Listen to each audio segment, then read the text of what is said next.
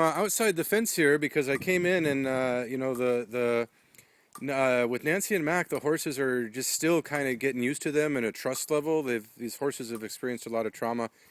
My presence is spooking them out a little bit, so I came in. Yeah. So you were saying they've seen their buddies loaded onto the slaughter truck. It's chaotic. It's not just a little thing. They're put into not a real big pen with a lot of other horses. You're talking, 10 to 50 to 60 horses, right? I've seen the videos. I don't know if you can hear Mac on the with the audio, but just Google horse slaughter truck. There are some gruesome videos. Go to horsedefender.com. Horsedefenders.com. And Defender or defenders? Plural.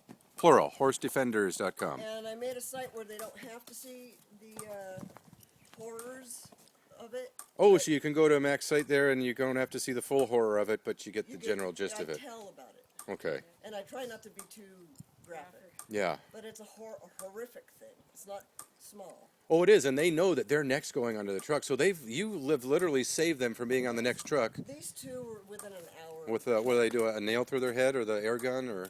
No, they shoot them like a cow with a bolt gun. Yeah. But a cow's bolt gun is different. Their heads are shaped differently, and they're more times than not they don't hit the brain. Yeah. They knock them and out. so they got to do them a second or third time, But and they're already slung upside down on a hook when they wake up. fuck. I mean, it's a horrific death. So people don't understand. Plus, these animals are not livestock. They're filled with types of drugs that will kill you if you eat them. And they're sold as if they're like a cow, USDA stamped, and it's not that way at all. These are toxic for you.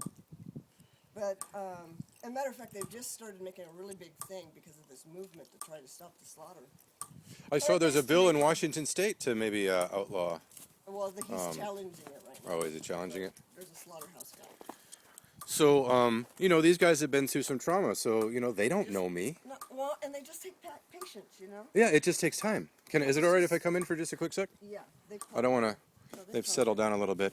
But, they were both getting a little, I don't want to say aggressive, but just rude-mannered. Yeah. So Mac just, forceful voice, ho, and back them off and tell them what they're going to do. And, they're such beautiful animals. And people have this misconception that horses are stupid. They are so smart. They are like your dog. And they will, like an adolescent, especially when they're learning, they will try to push the limits and see what they can get away with. Well, they want to establish a pecking order. They do, It's yeah. all about The herd, dominant right? is of the herd. Right. They want that alpha. He does not like being the bottom of the pecking order. She's the queen.